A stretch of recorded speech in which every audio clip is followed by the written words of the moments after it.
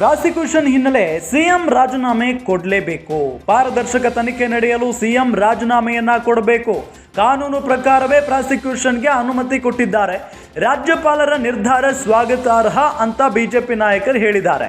BJP ಕಚೇರಿಯಲ್ಲಿ ಪರಿಷತ್ ಸದಸ್ಯ ರವಿಕುಮಾರ್ ಸುದ್ದಿಗೋಷ್ಠಿಯನ್ನ ನಡೆಸಿ ರಾಜ್ಯದ ತನಿಖಾ ಏಜೆನ್ಸಿ ಮೇಲೆ ಸಿಎಂ ಪ್ರಭಾವ ಬೀರಬಹುದು, ರಾಜ್ಯದ ತನಿಖಾ ಏಜೆನ್ಸಿಗಳು ತನಿಖೆ ಮಾಡಲೇಬಾರದು, ನಾಳೆ ಬಿಜೆಪಿ ಶಾಸಕರು ಪರಿಷತ್ ಸದಸ್ಯರಿಂದ ಪ್ರತಿಭಟನೆಯನ್ನ ನಡೆಸಲಾಗುತ್ತೆ ಅಂತ ಕೂಡ ಹೇಳಿದ್ದಾರೆ.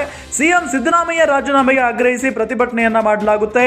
ವಿಧಾನಸೌಧದ ಗಾಂಧಿ ಪ್ರತಿಮೆ ಎದುರು ಬಿಜೆಪಿ ಪ್ರತಿಭಟನೆಯನ್ನ ಮಾಡುತ್ತೆ. ವಿಧಾನ ಪರಿಷತ್ ಸದಸ್ಯ ಎನ್ ರವಿಕುಮಾರ್ ಹೇಳಿಕೆಯನ್ನ ಕೊಟ್ಟಿದ್ದಾರೆ. ಅತ್ಯಾಚಾರ, ಕೊಲೆ, ದರೋಡೆ ರಾಜ್ಯದಲ್ಲಿ ಹೆಚ್ಚಾಗಿಬಿಟ್ಟಿದೆ. ಮೂಡ ವಾಲ್ಮೀಕಿ ನಿಗಮಗಳಲ್ಲಿ ಅಕ್ರಮ ನಡೆದಿದೆ. ವಾಲ್ಮೀಕಿ ನಿಗಮದ ಹಣ ತೆಲಂಗಾಣಕ್ಕೆ ಹೋಗಿದೆ. ಭ್ರಷ್ಟಾಚಾರದ ಹುಲ್ಲುಗಾವಲಿನಲ್ಲಿ ಕಾಂಗ್ರೆಸ್ ಮೇಯ್ತಾ ಇದೆ. ಅಸಮರ್ಥರು ಇರೋದು ಕಾಂಗ್ರೆಸ್ನಲ್ಲಿ, ಬಿಜೆಪಿಯಲ್ಲ.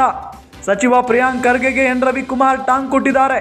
ಬಿಜೆಪಿ ರಾಜಭವನಕ್ಕೆ ಶಿಫ್ಟ್ ಆಗಿದೆ ಎಂದಿದ್ದಕ್ಕೆ ಟಕ್ಕರ್ ಕೊಟ್ಟಿದ್ದಾರೆ ಇಲ್ಲಿ ರವಿಕುಮಾರ್ ಅವರು.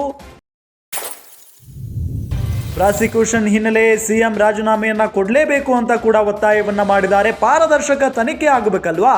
ಇಲ್ಲಿ ಸಿಎಂ ಆಗಿ ಕೂತ್ಕೊಂಡ್ಬಿಟ್ರೆ ಪಾರದರ್ಶಕ ತನಿಖೆ ಆಗೋದಿಲ್ಲ. ಹಾಗಾಗಿನೇ ರಾಜೀನಾಮೆಯನ್ನ ಕೊಟ್ಟರೆ ಅದು ನ್ಯಾಯಯುತವಾದಂಥ ತನಿಖೆ ನಡೆಯುತ್ತೆ.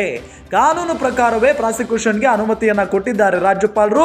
ಅವರ ನಿರ್ಧಾರವನ್ನು ನಾವು ಸ್ವಾಗತ ಮಾಡ್ತೀವಿ ಅಂತ ಹೇಳಿ ಬಿಜೆಪಿ ನಾಯಕ ಪರಿಷತ್ ಸದಸ್ಯ ರವಿಕುಮಾರ್ ಅವರು ಸುದ್ದಿಗೋಷ್ಠಿಯನ್ನು ನಡೆಸಿ ಈ ಸಂದರ್ಭದಲ್ಲಿ ಮಾತನಾಡಿದ್ದಾರೆ.